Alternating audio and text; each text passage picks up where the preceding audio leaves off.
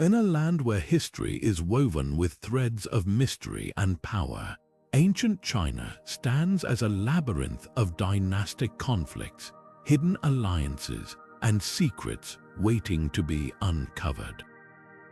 Picture this: emperors ruling from behind veils of intrigue, while shadowy figures pull the strings of politics and war from the shadows. What if the stories you thought you knew about ancient China were only the tip of the iceberg? Today, we embark on a journey to unravel 30 hidden truths that shaped the course of history. From the whispered plots within the Imperial palace to the secret codes of rebel armies, each secret peels back another layer of this fascinating world. By the time we're done, you'll see ancient China in a way you never imagined. Stay with us and let's unearth the untold tales and hidden forces that defined an empire. Let's turn our attention to one of the most intriguing yet often overlooked figures in ancient Chinese politics, the eunuchs. These individuals, castrated to serve in the imperial palace, were far more than mere servants. They became key players in the complex game of dynasty politics, wielding influence that often went unnoticed by history's casual observers. Imagine a network of power that operated entirely behind closed doors, where whispers could sway decisions that shaped empires. This was the world of the eunuchs. Eunuchs were trusted within the palace because they were considered less of a threat to the emperor's authority. Without heirs of their own, they were seen as less likely to harbor ambitions for the throne. However, this perception masked a deeper reality. Over time, many eunuchs rose to positions of significant power, using their proximity to the emperor to manipulate decisions, control information, and even broker alliances. Some became so influential that they effectively ruled from the shadows, guiding the emperor's hand in matters of state. Take, for example, the notorious Wei Zhongxian, a eunuch who served during the Ming Dynasty. Wei's ascent to power was nothing short of remarkable. Starting as a humble court attendant, he quickly gained the favor of Emperor Changqi's wet nurse, allowing him to exert control over the young emperor. Through shrewd manipulation, Wei managed to amass wealth, land, and authority, essentially acting as the de facto ruler of China for a time. His story is not unique but emblematic of how eunuchs could rise from obscurity to become power brokers in their own right. But why did eunuchs hold such sway? Part of the reason lies in their intimate knowledge of the imperial household's inner workings. They were privy to secrets, disputes, and rivalries that others could only guess at. Additionally, their loyalty to the emperor did not mean they lacked personal ambition. Many eunuchs formed networks of supporters, accumulating wealth and influence by playing competing factions against one another. In doing so, they became indispensable to the functioning of the imperial court, whether its rulers liked it or not. As we delve deeper into this secret world, it becomes clear that eunuchs were not mere figures of servitude but architects of power. Their role in dynastic politics is a reminder that influence can come from unexpected places, and that the real levers of power are often hidden in plain sight.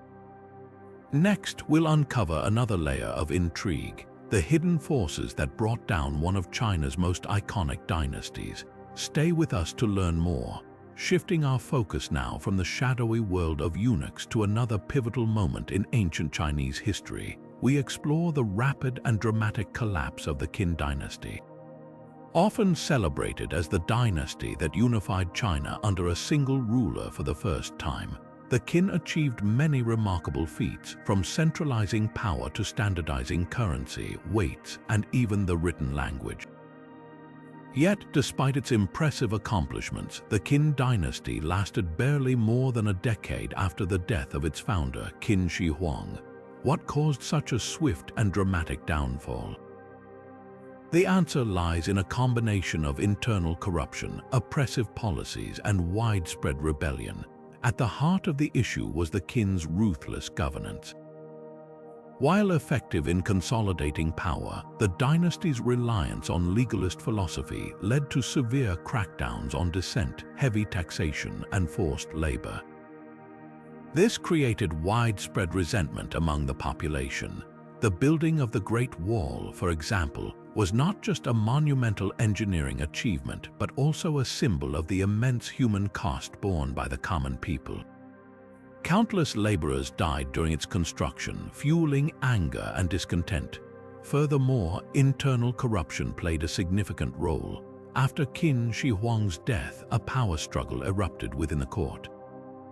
Eunuchs and officials vying for control exploited the weaknesses of his successor, Qin Shi, who lacked his father's charisma and leadership. Their manipulations weakened the central government, leaving it vulnerable to external threats. Adding to the chaos were the numerous rebellions that erupted across the empire.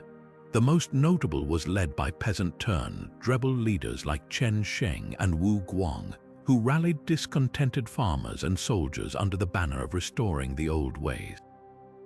These uprisings snowballed into widespread unrest, ultimately toppling the already fragile Qin regime. The Qin Dynasty's collapse serves as a cautionary tale about the dangers of unchecked authoritarianism and the importance of earning the support of one's people. It paved the way for the rise of the Han Dynasty, which would adopt a more moderate approach to governance. As we continue our journey through ancient China's secrets, let's examine how hidden codes and strategies shaped another pivotal era, the rebellion of the Yellow Turbans. Secret 3, the secret code of the Yellow Turban rebels, takes us deep into the world of one of ancient China's most enigmatic uprisings. Building on the turmoil left behind by the fall of the Qin Dynasty, the Han Dynasty emerged, promising stability and prosperity. However, beneath its surface, unrest simmered, especially among the peasants burdened by oppressive taxation and social inequality. It was into this fertile ground of discontent that the Yellow Turban Rebellion sprouted, driven by a blend of political dissent and Taoist mysticism. Central to their rebellion was a sophisticated use of secret codes and encrypted messages. These tools allowed the Yellow Turban leaders to communicate covertly across vast distances, ensuring their plans remained hidden from the Han authorities. The rebels' messages often incorporated symbols and cryptic phrases rooted in Taoist beliefs, making them incomprehensible to outsiders. For example, a seemingly simple reference to heaven and earth might actually signify the timing or location of an attack. This secrecy not only fortified their organizational structure, but also imbued their movement with an air of mystery and divine sanction, inspiring loyalty among followers and striking fear into their adversaries. But where did this intricate system of communication originate? Many historians believe the Yellow Turbans drew inspiration from earlier Taoist texts, which emphasized the importance of hidden knowledge and spiritual enlightenment. By blending these philosophical ideas with practical military strategy, the rebels created a network that was both resilient and adaptable. Their leaders, such as Zhang Ju, were not only political figures but also religious figures, further integrating their spiritual convictions with their tactical operations. What made the Yellow Turbans particularly formidable was their ability to leverage this secret code to mobilize large numbers of people quickly.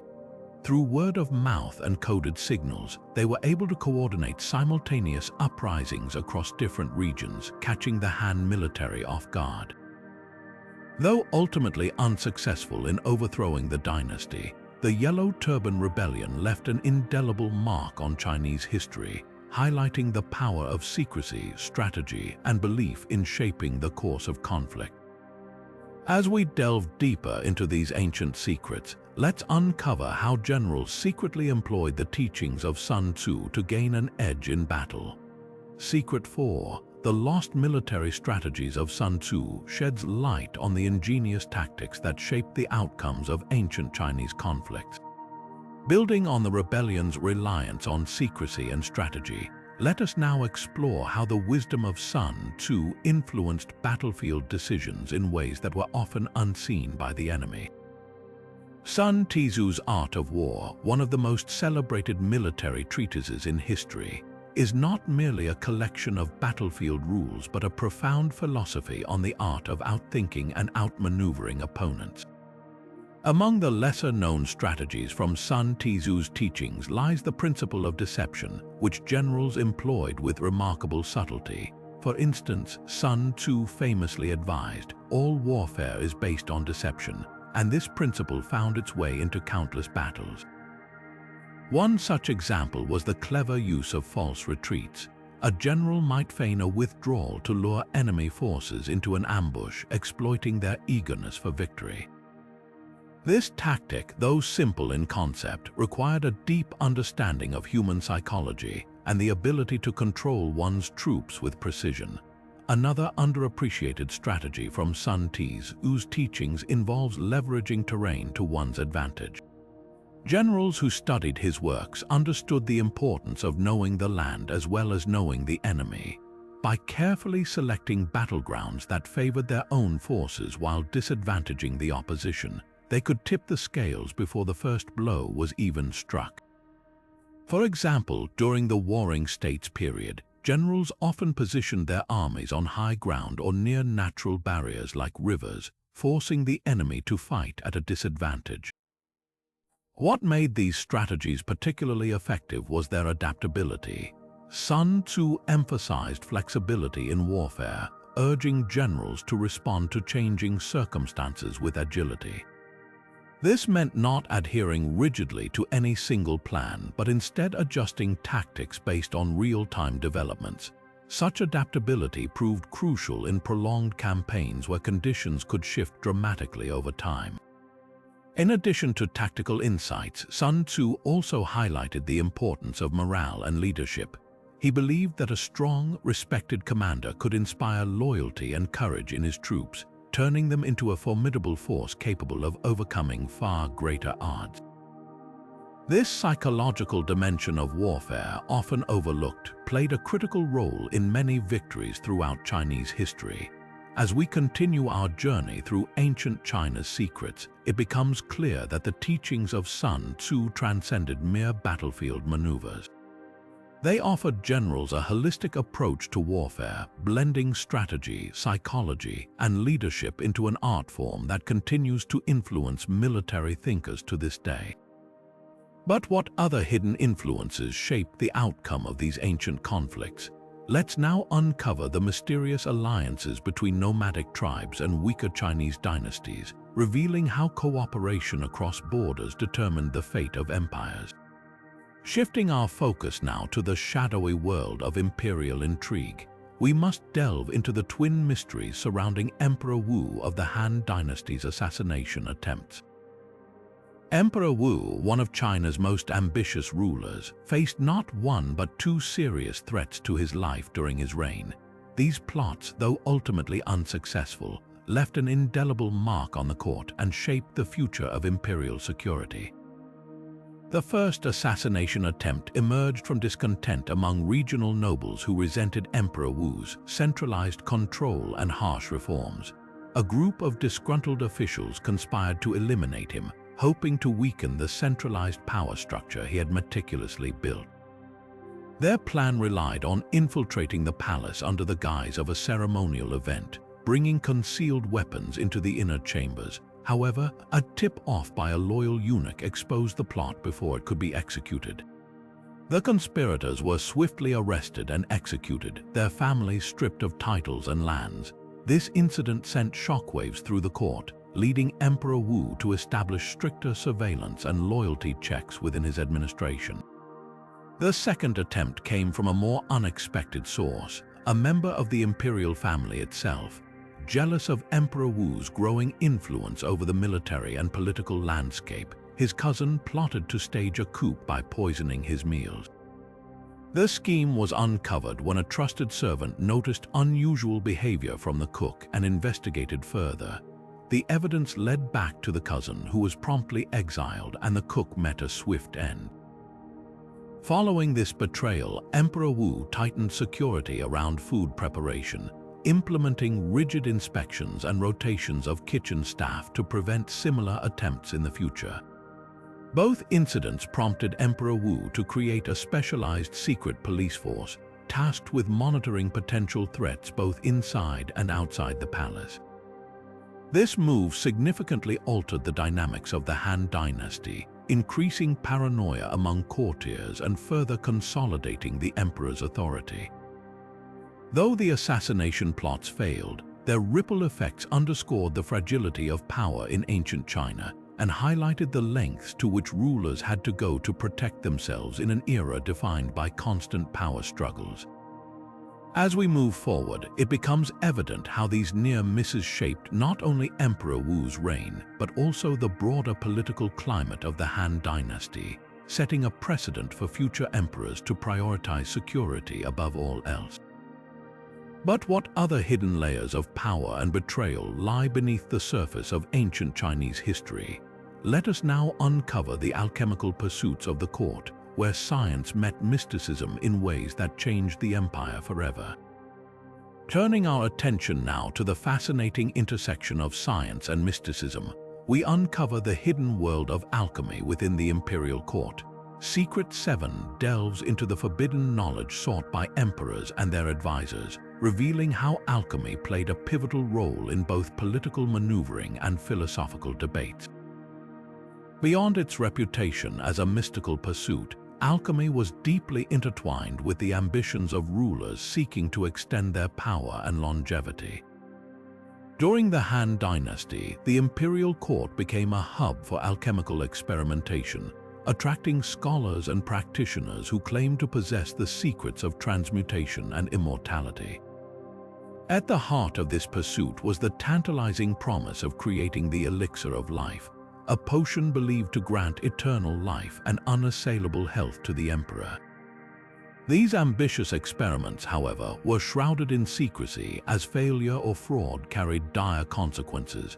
Practitioners often faced execution if their claims failed to materialize, leading to an atmosphere of intense pressure and competition among alchemists. But the pursuit of alchemy was about more than personal gain for the emperor. It also became a battleground for political factions vying for influence within the court. Rival courtiers would support or discredit alchemists as a means to strengthen or weaken their rivals' positions. A successful alchemist, for instance, could elevate his patron to unprecedented heights, while debunking one's experiments could lead to a swift fall from grace. Consequently, the alchemical court became a microcosm of the broader power struggles that defined imperial politics.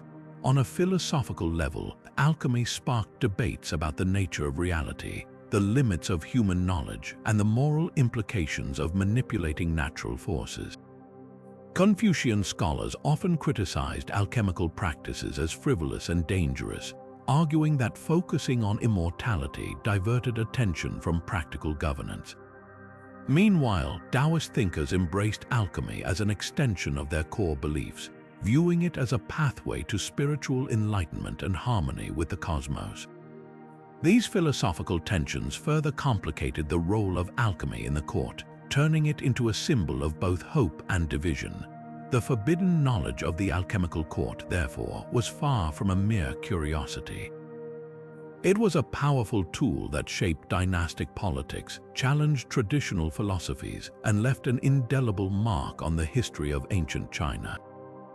As we continue to explore the secrets of power struggles in this era, the next revelation will take us deeper into the alliances between nomadic tribes and Chinese dynasties, where hidden connections upended the balance of power.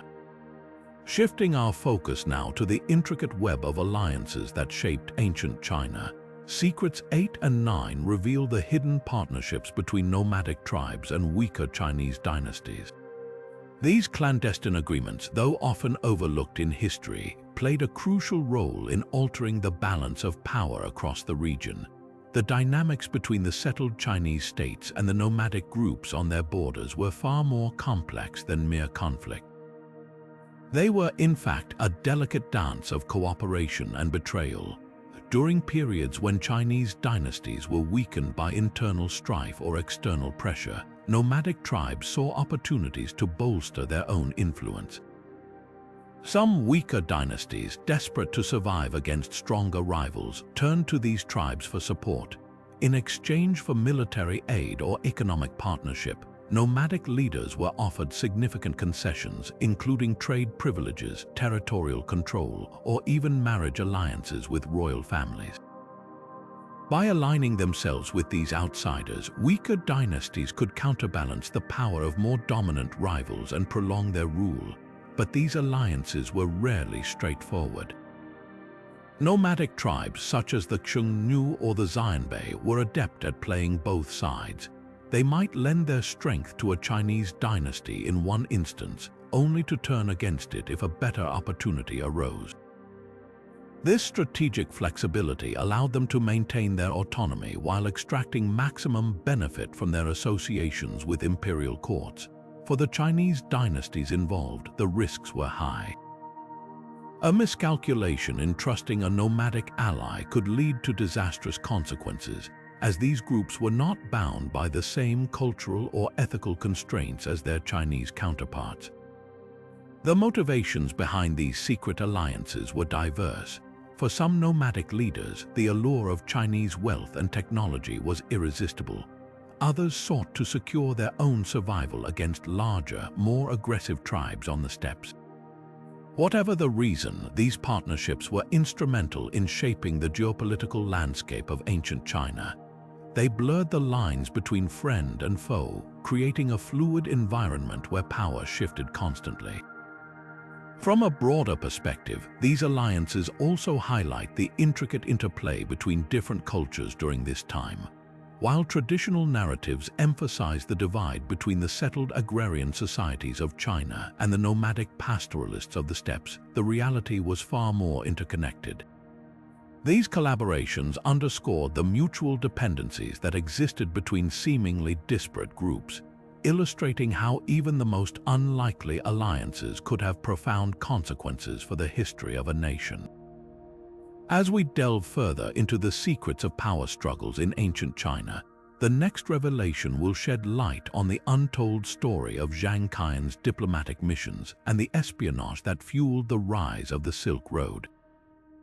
Turning our attention now to one of the most fascinating chapters in ancient Chinese history, Secret 10 uncovers the untold story of Zhang Qian's diplomatic missions and the espionage activities that played a crucial role in the establishment of the Silk Road. While Zhang Qian is often celebrated as a pioneer of trade and cultural exchange, his contributions went far beyond mere diplomacy. In reality, his journeys were as much about gathering intelligence as they were about forging alliances. Sent by Emperor Wu of the Han Dynasty, Zhang Qian embarked on a mission to seek support against the Xiongnu, a powerful nomadic group that frequently threatened the borders of the Han Empire. What began as a straightforward diplomatic endeavor quickly evolved into a series of covert operations. Zhang Qian traveled extensively across Central Asia, gathering vital information about the geography, military strength, and political dynamics of the regions he visited. His reports provided invaluable insights that helped shape the Han Dynasty's strategic decisions. But Zhang Qian's mission was not limited to espionage alone. He also discovered the potential for trade and cultural exchange, laying the groundwork for what would eventually become the Silk Road. By establishing connections with distant kingdoms and civilizations, he opened up new possibilities for commerce and diplomacy. These interactions introduced China to exotic goods such as horses, grapes, and walnuts, while also exporting Chinese silk and other products to the West. Behind the scenes, however, Zhang Qian's activities were shrouded in secrecy. His role as a diplomat often masked the true nature of his missions, which included gathering intelligence on rival powers, identifying potential threats, and even sowing discord among enemy factions. These covert operations ensured the Han Dynasty's dominance in the region and secured its position as a major player on the international stage. The espionage element of Zhang Qian's work cannot be overstated. His ability to navigate complex political landscapes and extract critical information without arousing suspicion was a testament to his skill and resourcefulness. Moreover, his efforts laid the foundation for one of history's most transformative trade networks, connecting civilizations from east to west and reshaping the world in ways that are still felt today. As we continue our journey through the secrets of power struggles in ancient China, the next revelation will uncover the treacherous world of double-crossing generals during the Three Kingdoms era. Secrets 11 and 12 delve into the shadowy world of betrayal and shifting loyalties during the Three Kingdoms era, a time when trust was as rare as it was dangerous. In this tumultuous period, two generals stand out for their acts of double-crossing, each playing crucial roles in altering the course of history.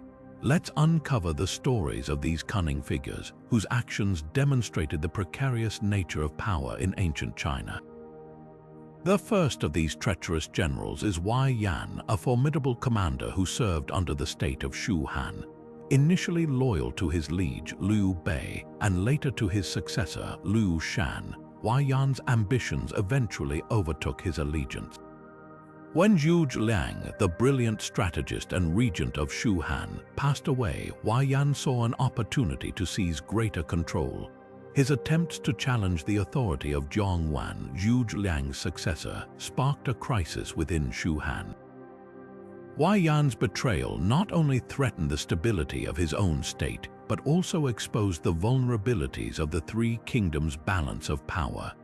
Although his rebellion was swiftly crushed, his actions left a lasting mark on the internal politics of Shu Han. The second general, Guan Lu, presents a more subtle yet equally impactful tale of treachery. Serving under Cao Pai, the ruler of the Wei state, Guan Lu wielded his influence over military and political matters. However, his covert machinations to manipulate alliances and weaken rivals within and beyond Wei revealed a hidden agenda. By skillfully exploiting tensions between neighboring states, Guan Lu ensured that Wei remained dominant, all while concealing his own ambitions. His manipulative strategies earned him both respect and disdain, as his double-dealing tactics blurred the lines between loyalty and betrayal. Together, these two generals highlight the volatile environment of the Three Kingdoms era, where shifting allegiances and acts of betrayal were often the keys to survival and dominance. Their stories not only illustrate the complexities of leadership, but also shed light on the intricate web of alliances that defined this period. As we journey further into the secrets of ancient Chinese power struggles, the next revelation will uncover the mysterious rituals practiced by Taoist court sorcerers, influencing both emperors and their subjects alike. Shifting our focus from the treacherous generals of the Three Kingdoms era, we now delve into the mystical world of Taoist court sorcerers, figures who wielded extraordinary influence in ancient Chinese politics through the use of secret rituals. These enigmatic individuals were more than just spiritual advisors. They were powerful influencers who shaped the course of empires with techniques veiled in secrecy and mystery. The Taoist court sorcerers developed intricate rituals designed to sway the decisions of emperors and manipulate the opinions of their subjects. These rituals often involved a combination of alchemy, meditation, and invocation of celestial forces. They appealed to the emperor's deepest desires for immortality and prosperity, offering ceremonies that promised to bring harmony between the earthly and spiritual realms. By claiming divine sanction for their advice, these sorcerers effectively positioned themselves as intermediaries between the heavens and the throne, ensuring their voice was always heard. One of the most potent tools in the sorcerer's arsenal was the creation of talismans and amulets, believed to possess magical properties that could protect the emperor or bring misfortune to his enemies. These objects were imbued with sacred inscriptions and were presented with solemn ceremony to reinforce the emperor's belief in their power. Moreover, the sorcerers would stage elaborate celestial events, such as interpreting auspicious astronomical signs, to suggest heavenly approval of the emperor's actions or decisions. This subtle form of influence helped solidify their status as indispensable advisors. Additionally, these rituals were not limited to court politics. They extended into the public sphere. Through public ceremonies conducted in the imperial city, The sorcerers aimed to foster a sense of unity and loyalty among the populace. They staged grand festivals and ceremonies that combined displays of imperial power with spiritual spectacle, effectively blending political authority with divine mandate. This dual role of the Taoist sorcerers allowed them to shape both the rulers' decisions and the common people's perceptions, creating a web of influence that reached every corner of society. Understanding the rituals of the Taoist court sorcerers offers a fascinating insight into the delicate balance between spirituality and statecraft in ancient China. As we move forward, we will explore the secrets behind the Qin Dynasty's infamous book burning, revealing the true extent of the knowledge that was lost forever. Now, as we uncover the dark chapter of the Qin Dynasty's infamous book burning, we delve into a tragedy that reshaped the cultural and intellectual landscape of ancient China. The burning of books and burying of scholars, an extreme measure taken during the reign of Emperor Qin Shi Huang, sought to consolidate power by eradicating dissenting ideas and unifying the realm under a single ideology. While the emperor's goal was to strengthen his dynasty, the destruction of countless texts left an indelible mark on Chinese history, obliterating centuries of accumulated knowledge. The true extent of this loss is difficult to measure, but scholars estimate that the flames consumed works spanning philosophy, literature, history, and science. Classic texts like those attributed to Confucius, Mencius, and other great thinkers were at risk, with many originals reduced to ash. These texts contained not only philosophical teachings, but also practical knowledge about governance, medicine, and agriculture. Beyond written works, the erasure extended to the scholars themselves, whose executions silenced living repositories of wisdom. What remains is a tantalizing mystery. What hidden secrets were lost in the flames? Some speculate that among the destroyed archives lay ancient scientific discoveries, alternative historical narratives, or forgotten remedies. The emperor's desire for control inadvertently preserved the very tradition he sought to destroy, as secret copies of banned texts were safeguarded by courageous individuals. These efforts ensured that some of the lost knowledge survived, albeit in fragmented form. Understanding the impact of the book burning is crucial to appreciating its role in shaping Chinese intellectual heritage. It serves as a stark reminder of the dangers of suppressing free thought and the resilience of knowledge against even the most formidable odds. As we continue our exploration, we turn next to the shadowy figure who may have secretly ruled from behind the throne during the Tang Dynasty. Shifting our focus to the enigmatic corridors of power during the Tang Dynasty, we uncover the shadowy figure believed to have pulled the strings from behind the throne. This period, renowned for its cultural prosperity and political stability, harbored secrets that few dared to question at the time. Among these secrets was the existence of a so-called shadow emperor, an influential individual who wielded unseen authority over the imperial court. Historical records suggest that this person might have been none other than Wu Zetian, the only female emperor in Chinese history prior to her official ascension to the throne. Long before she declared herself emperor, Wu Zetian was already exercising considerable influence within the court.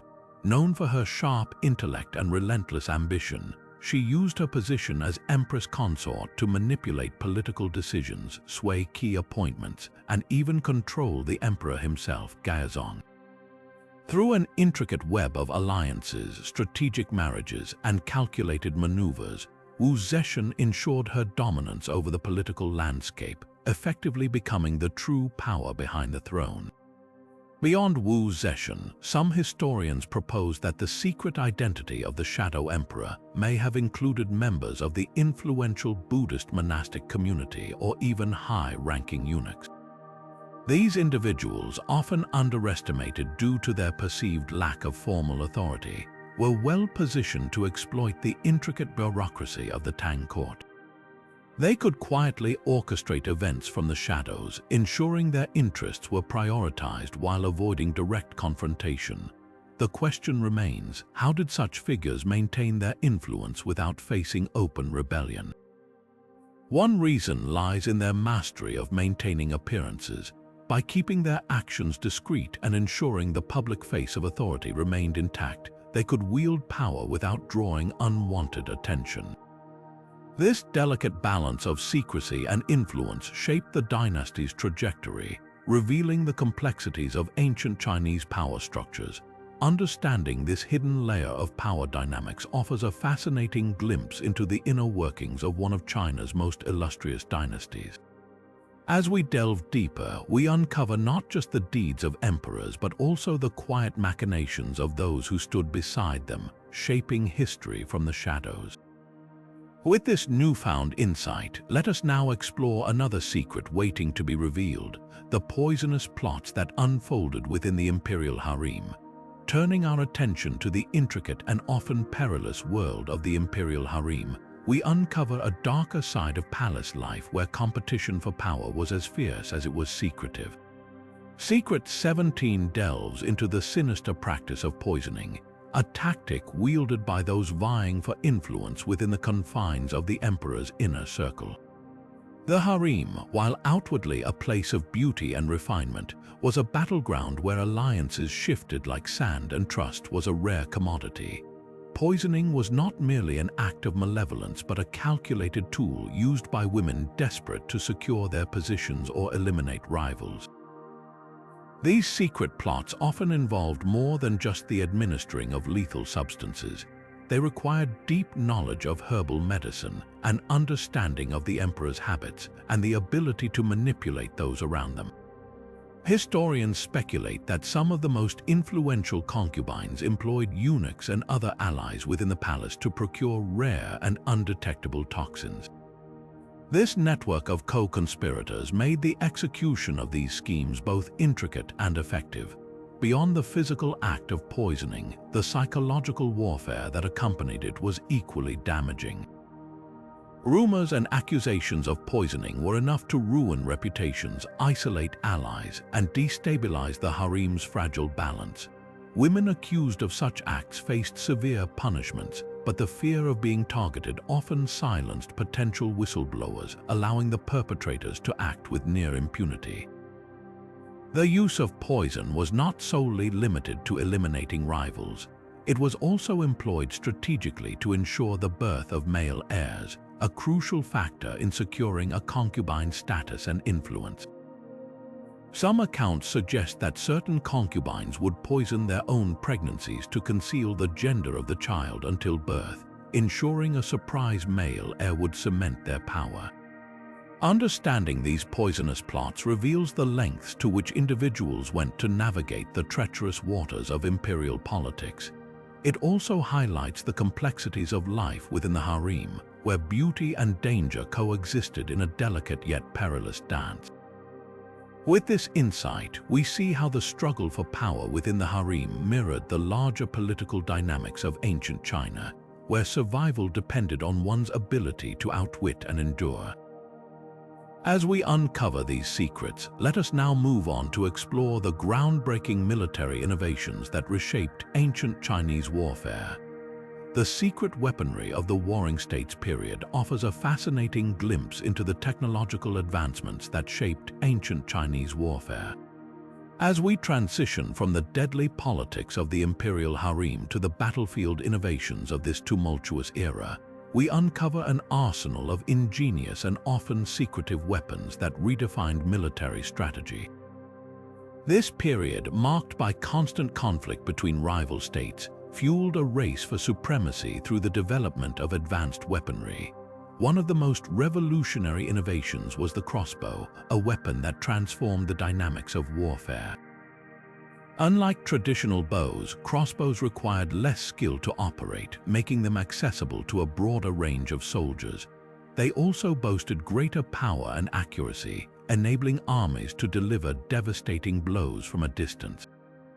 The design of these crossbows was carefully guarded, with artisans crafting them in secrecy to maintain a strategic advantage over adversaries. Some versions even featured complex trigger mechanisms, reflecting the ingenuity of ancient Chinese engineers. Siege technologies were another critical development during this time. As walled cities became common defenses, armies devised ingenious methods to overcome them. Ramming devices, mobile towers, and catapults were engineered to breach fortifications, each more sophisticated than the last. These machines were constructed with precision and deployed strategically, often requiring extensive planning and coordination. The use of fire in siege warfare further increased their destructive potential, turning the battlefield into a scene of chaos and destruction. Beyond their tactical applications, these weapons also played a psychological role. The sheer sophistication and power of these technologies instilled fear in enemy ranks, often leading to surrender before a battle commenced. The secrecy surrounding their design and deployment added an element of unpredictability, keeping opponents constantly on edge. Understanding the secret weaponry of the Warring States period reveals not only the technological prowess of ancient China, but also the relentless pursuit of dominance that characterized this era. As we delve deeper into these innovations, we see how they laid the groundwork for future military advancements, influencing warfare for centuries to come. With this insight, let us now uncover the secret treaties that preserved the fragile peace of the Song Dynasty. Turning our attention now to the intricate world of diplomacy during the Song Dynasty, we uncover a pair of secrets that demonstrate how hidden agreements played a crucial role in preserving peace amidst external threats. The Song Dynasty, despite its remarkable advancements in culture and technology, faced relentless pressure from powerful neighbors, particularly the Qin Dynasty in the north and later the Tangut Western Xia Dynasty in the northwest. To maintain stability, Song rulers relied on a combination of military strength and diplomatic finesse, crafting secret treaties that allowed them to navigate an increasingly volatile geopolitical landscape. One of the most significant agreements was the Chanyuan Treaty, signed in the year 1044 between the Song and the Liao. This treaty involved a delicate balance of concessions. Song agreed to pay annual tributes of silver and silk in exchange for the cessation of hostilities from the Liao. While critics of the time viewed this arrangement as a form of humiliation, it proved to be a pragmatic solution that brought decades of relative peace. The tribute payments became a strategic investment in stability, allowing the Song to focus on internal development rather than constant warfare. Another secret treaty emerged during the Song's dealings with the Western Xia. Unlike the Liao, the Western Xia posed a more localized but equally formidable threat. Through secret negotiations, the Song negotiated agreements that recognized the sovereignty of Western Xia while maintaining peaceful relations. These arrangements often included mutual trade benefits, further entrenching economic interdependence as a tool for conflict resolution. Such treaties highlight the Song Dynasty's willingness to adapt its foreign policy in response to evolving challenges, prioritizing strategic alliances over outright confrontation. What's most fascinating about these secret treaties is how they reflect the broader philosophy of the Song rulers, who understood that peace was not merely the absence of war but a carefully cultivated state of coexistence. By blending military might with diplomatic acumen, the Song Dynasty managed to preserve its cultural and economic achievements despite the ever-present threats of invasion. As we explore these hidden agreements, we come to appreciate the complexity of ancient Chinese diplomacy and the delicate art of maintaining peace in an era defined by conflict. With this understanding, let us now turn our attention to the prophecies that shaped the destinies of empires. Shifting our focus now to the mystical world of prophecy, we delve into how these ancient predictions profoundly influenced the political landscape of dynastic China. Prophecies were not merely spiritual predictions in those times. They were powerful tools that shaped the destinies of empires and swayed the decisions of emperors. Advisors, seers, and court philosophers often wielded these prophecies as instruments of persuasion, using them to manipulate the course of history. Throughout Chinese history, rulers frequently sought guidance from oracles and prophetic texts to legitimize their reigns or justify major decisions. One of the most famous examples is the Book of Changes, also known as the I Ching. This ancient divination text was consulted by countless emperors and their advisors to interpret omens and guide policy decisions. The interpretation of these prophecies was rarely straightforward, however, and skilled advisors often tailored their readings to align with their own political agendas. For instance, during the Han Dynasty, certain prophecies foretelling the rise of a new dynasty were carefully selected and emphasized to support the eventual transition to the rule of Wang Mang, who claimed his legitimacy through these very predictions. The influence of prophecies extended beyond mere political strategy. They were also used to instill fear or hope among the populace, serving as a means of social control. When rebellions threatened the stability of a dynasty, leaders would often propagate favorable prophecies to reassure the people and quell dissent. Conversely, enemies of the state might spread counter-prophecies to undermine confidence in the ruling family. This dual use of prophecy as both a tool of governance and a weapon of psychological warfare highlights its central role in ancient Chinese power struggles. What makes this aspect of history particularly fascinating is the way prophecies could be manipulated to suit the needs of the moment.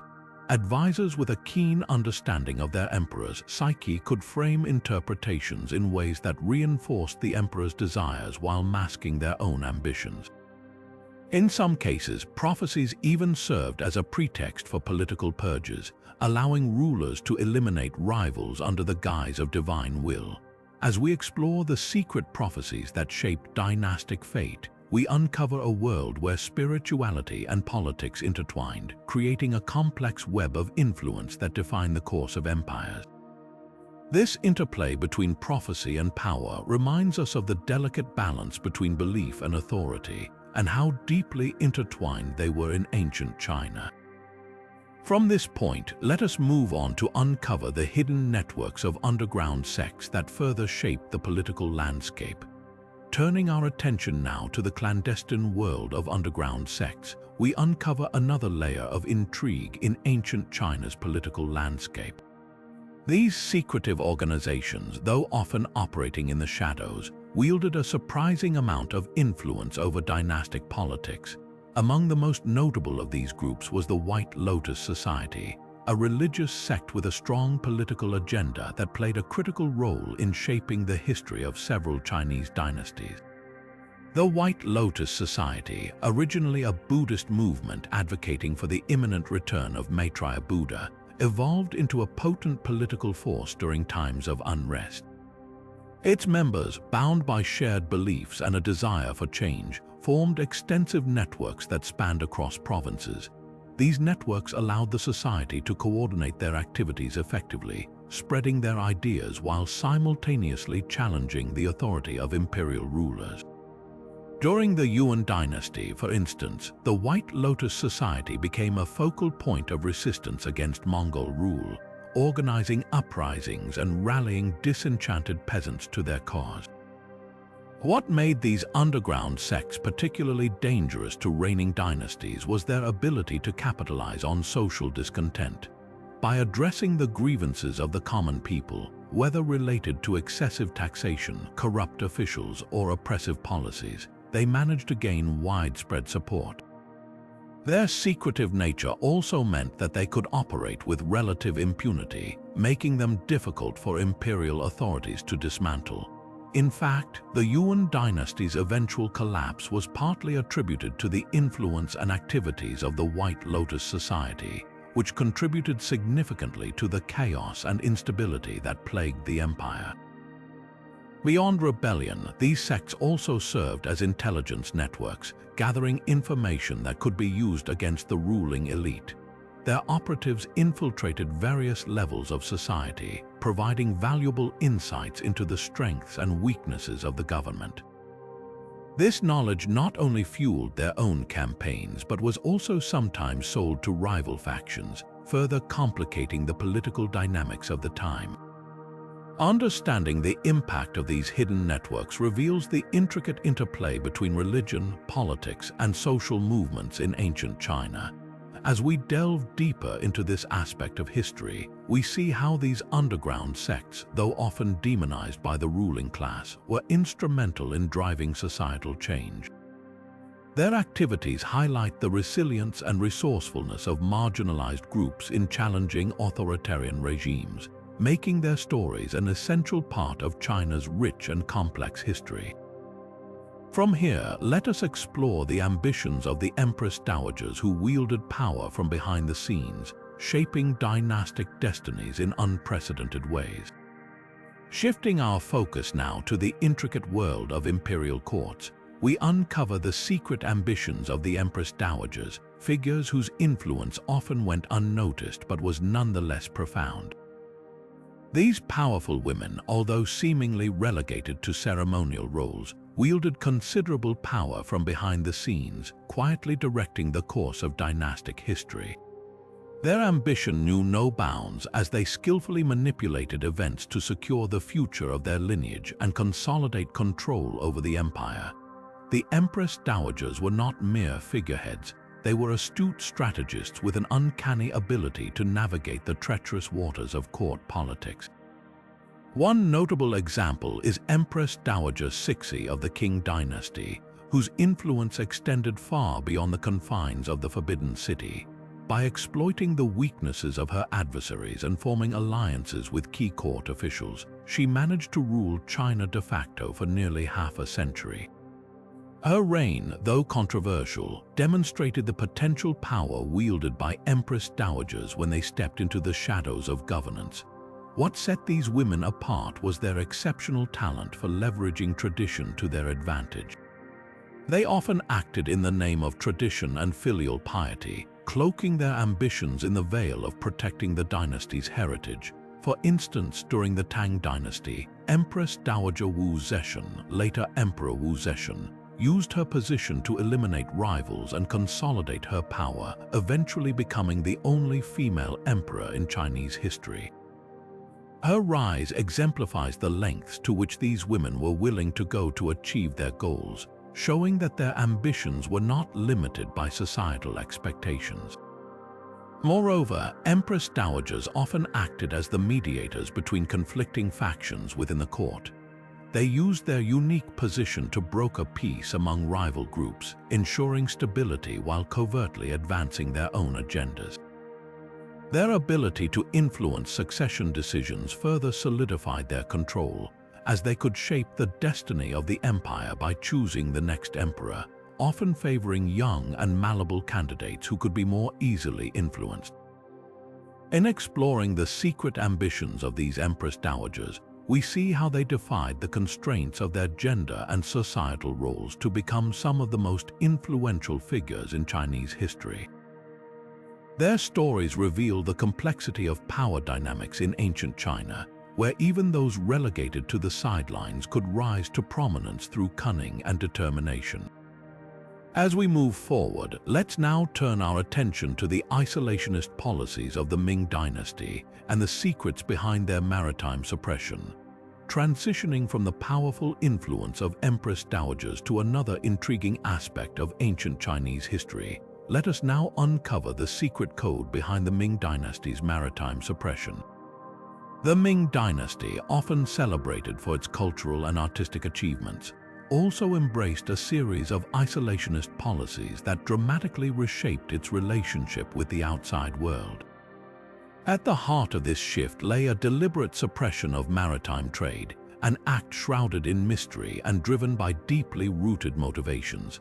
The Ming rulers, particularly under the leadership of the Hongwu Emperor, implemented strict maritime restrictions to consolidate their power and secure the dynasty against external threats.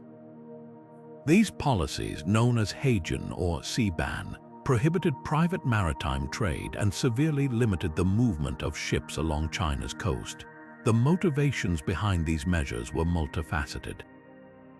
First, the rulers sought to control piracy, which had become rampant during the late Yuan dynasty.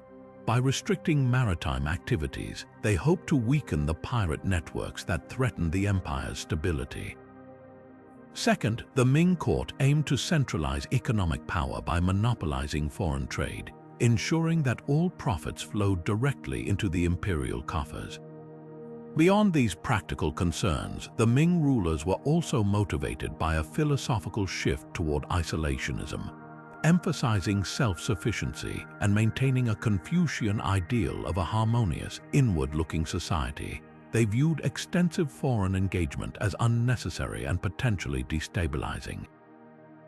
This mindset, combined with the desire to protect the empire's borders from foreign powers like the Japanese and Europeans, led to the creation of a highly restrictive maritime policy. Despite these efforts, the suppression of maritime trade had unintended consequences.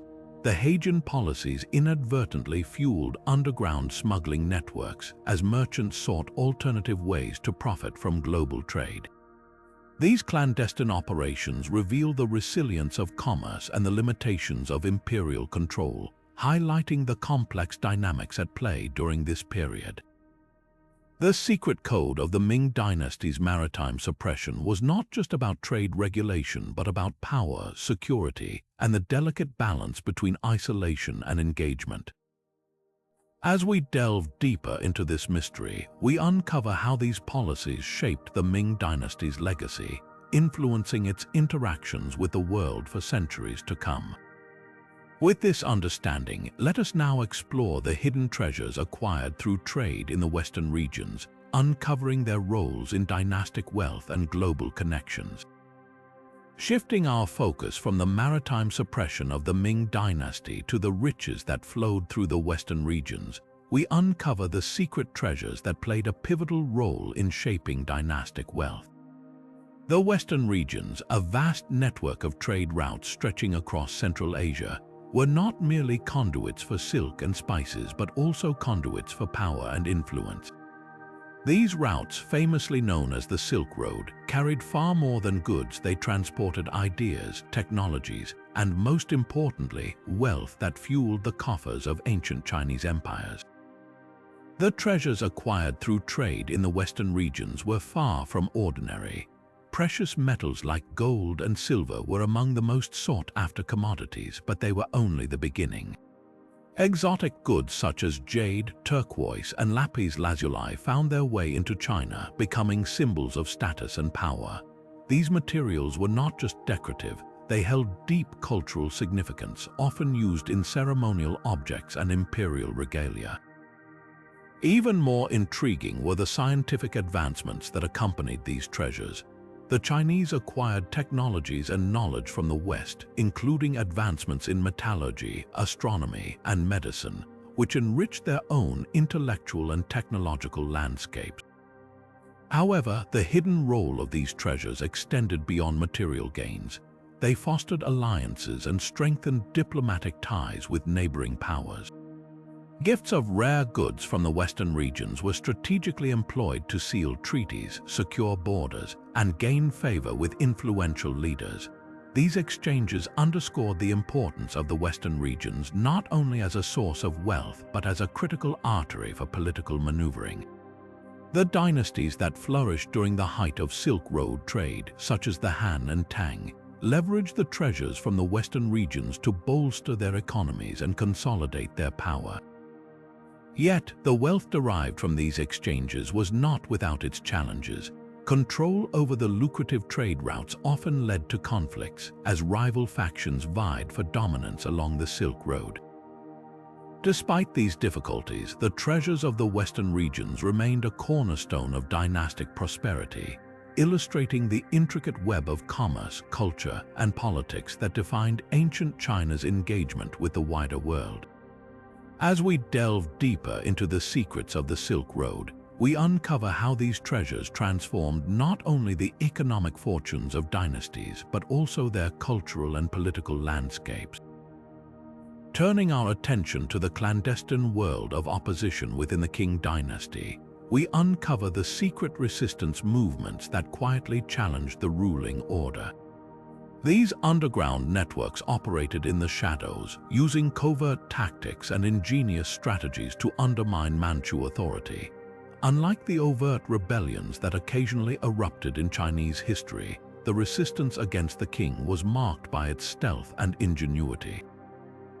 The leaders of these movements, often scholars, secret society members, and local elites, understood the importance of discretion in their fight for autonomy and cultural preservation. One of the most notable secret societies involved in this resistance was the Heaven and Earth Society, also known as the Triads. Though often misrepresented as mere criminal organizations, the Triads originally formed as a means to resist king rule.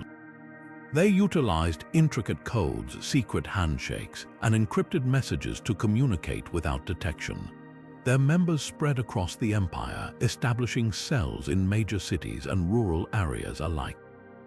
These networks were not only effective in mobilizing dissent, but also in gathering intelligence on king military movements and political decisions.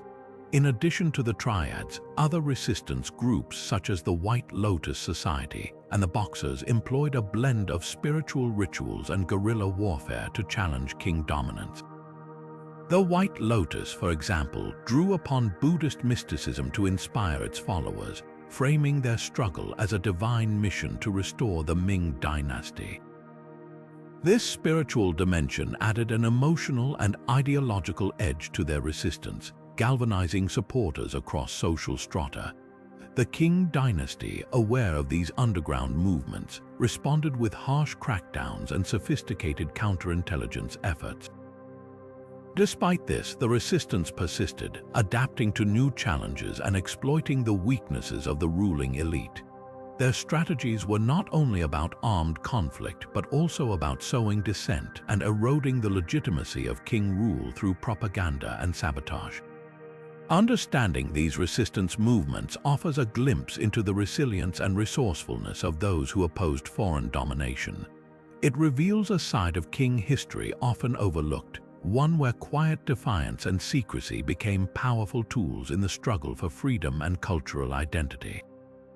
As we explore further, we see how these movements influenced the eventual decline of king power, setting the stage for the dramatic changes that would sweep through China in the centuries to come. Shifting our focus now to another layer of hidden power in ancient China, we explore the secret influence of Buddhist monasteries in political affairs. Often perceived as centers of spiritual retreat and meditation, these institutions held far more sway than one might expect. Buddhist monasteries were not merely religious establishments. They were economic powerhouses, intellectual hubs, and at times covert players in the political landscape of dynastic China. The wealth accumulated by these monasteries through donations, land grants, and trade activities gave them considerable leverage. Monks and abbots, well versed in both religious doctrine and worldly matters, often served as advisors to emperors and local officials. Their counsel extended beyond matters of morality and ethics, touching on governance, taxation, and even military strategy. This dual role as spiritual leaders and political strategists allowed Buddhist communities to amass influence over decisions that shaped the fate of dynasties. Moreover, monasteries became safe havens for political exiles, dissidents, and those seeking refuge from the turmoil of court intrigue. By offering protection to such individuals, the monasteries played an indirect but significant role in the power struggles of the time. They also acted as information brokers, gathering intelligence through their vast networks of lay followers and travelers who visited their establishments. This information was often shared discreetly with allies in positions of power. During times of conflict, some monasteries even raised armies or provided financial support to factions they deemed worthy of backing. For instance, during the Tang Dynasty, monks were known to lead militias against rebel forces, leveraging their organizational capacities and resources. These actions blurred the lines between religion and politics, showcasing the monastery's ability to act as both a spiritual and a temporal force. The involvement of Buddhist monasteries in political affairs was not without controversy. Critics accused them of corruption and of overstepping their spiritual boundaries. However, their enduring presence in the political arena underscores the depth of their influence. Understanding their role reveals another facet of ancient China's intricate web of power dynamics, a web where religious institutions quietly yet firmly wove themselves into the fabric of governance and societal change. As we delve deeper into this secret dimension of power, we find that the monastery's actions shaped not only the political but also the cultural identity of the regions they influenced. Their legacy lives on as a testament to the complex interplay between religion, politics, and societal transformation in ancient China. Secret 30, The Untold Stories of the Terracotta Warriors, takes us deep into one of ancient China's most awe-inspiring and enigmatic achievements. Shifting our focus now from the covert power of monasteries to the grandeur of imperial ambition, let us explore the secrets behind the Terracotta Warriors, an army frozen in time to protect their emperor in the afterlife. These life-sized clay soldiers, numbering in the thousands, were crafted during the reign of Qin Shi Huang, the first emperor of a unified China. While their existence has been celebrated as a marvel of human artistry and engineering, many mysteries about their creation remain unresolved. Historical records are scarce, leaving researchers and archaeologists to piece together the story through careful analysis of the artifacts themselves. One intriguing aspect is the sheer scale of the project. To construct this vast army, artisans employed techniques that combined mass production with individualized features, ensuring no two soldiers looked exactly alike. Each warrior displays unique facial expressions, hairstyles, and armor designs, reflecting the diversity of the emperor's real-life army. This attention to detail reveals not only technical mastery, but also a profound respect for the individuals being portrayed. The purpose of the Terracotta Warriors extends beyond mere artistic expression. They were created as part of a complex funerary complex designed to safeguard the emperor in the next world. Beliefs about the afterlife during the Qin Dynasty dictated that rulers required protection and resources even after death. Thus, the warriors were buried alongside weapons, chariots, and other necessities, forming a symbolic and practical barrier against potential threats. Symbolically, the Terracotta Warriors represent the unification and militarization of ancient China under Qin Shi Huang.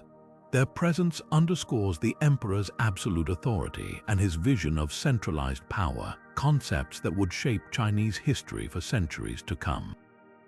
Yet despite their significance, questions linger about the labor force behind the project, including how such a massive endeavor was coordinated and whether it contributed to the eventual discontent among the populace. By unraveling these mysteries, we gain insight into the ingenuity, beliefs, and challenges of ancient China. Understanding the Terracotta Warriors enriches our appreciation of the era's cultural and political landscape, reminding us of humanity's enduring quest to transcend mortality through art and architecture. As we uncover more layers of this ancient wonder, we find ourselves drawn further into the fascinating tapestry of dynastic secrets that defined Imperial China. Delving deeper into the enigma of the Terracotta Warriors, let us uncover the hidden rituals and myths that surrounded their creation and burial. Beyond their majestic appearance, these clay soldiers were integral to a spiritual framework that governed the afterlife beliefs of the Qin Dynasty.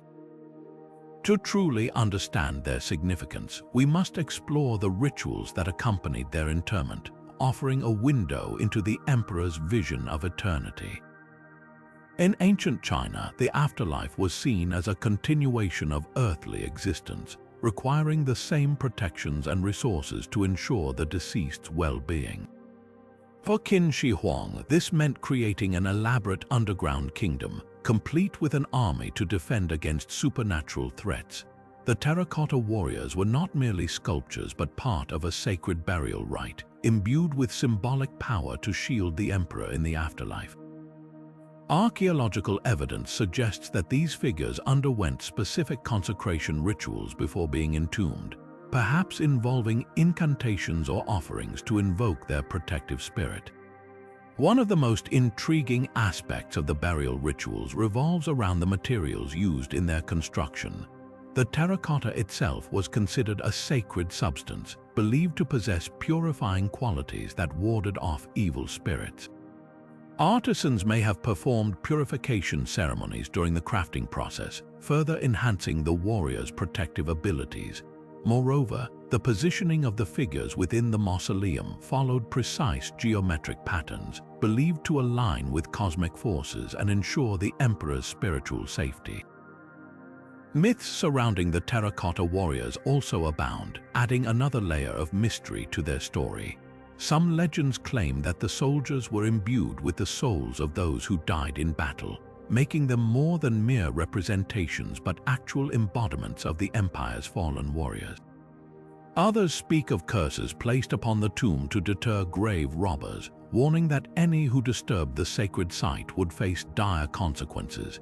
These tales reflect the profound reverence and fear associated with the emperor's final resting place. As we peel back the layers of this ancient wonder, we discover not just an artifact of military might but a testament to the spiritual and cultural richness of early Chinese civilization. The rituals and myths surrounding the terracotta warriors reveal a society deeply intertwined with its beliefs about life, death, and the afterlife. They remind us of humanity's enduring quest to transcend mortality, capturing both the power and fragility of our shared history. With each new discovery, the story of these clay soldiers grows richer, inviting us to ponder the eternal mysteries of empire and eternity. To wrap up our journey through the 30 secrets of ancient Chinese power struggles, we've uncovered a tapestry of intrigue, deception, and hidden forces that shaped dynasties and emperors. From the secret influence of eunuchs in the imperial court to the lost archives of the Qin Dynasty's book burning, each secret reveals another layer of complexity in the political and spiritual landscapes of ancient China. These revelations not only highlight the cunning strategies and alliances that define dynastic conflicts, but also underscore the profound cultural and philosophical foundations that guided emperors, generals, and rebels alike. The secrets we've explored demonstrate how power was not merely a matter of force but an intricate dance of manipulation, belief, and ritual. Whether through the forbidden knowledge of alchemical practices, the shadowy figures who secretly ruled from behind the throne, or the underground networks of sects like the White Lotus Society, ancient China was a world where hidden influences often outweighed overt displays of strength. Our exploration has also revealed how prophecy, weaponry, and even the construction of the terracotta warriors played pivotal roles in shaping the fate of empires. Each secret adds depth to our understanding of the motivations, fears, and ambitions that drove the leaders and commoners of ancient China. These stories remind us that the pursuit of power is never straightforward, often intertwined with religion, philosophy, and personal belief systems. As we conclude, let this be a call to dive deeper into the rich history of ancient China. The mysteries we've uncovered only scratch the surface of a civilization that left behind countless lessons about leadership, resilience, and the human condition. So, if you're captivated by these secrets, don't stop here. Explore more books, documentaries, and archaeological findings to satisfy your curiosity. And while you're at it, don't forget to hit the subscribe button, hit the notification bell, and give this video a like if you found it fascinating. There's always more to discover in the fascinating world of ancient Chinese history.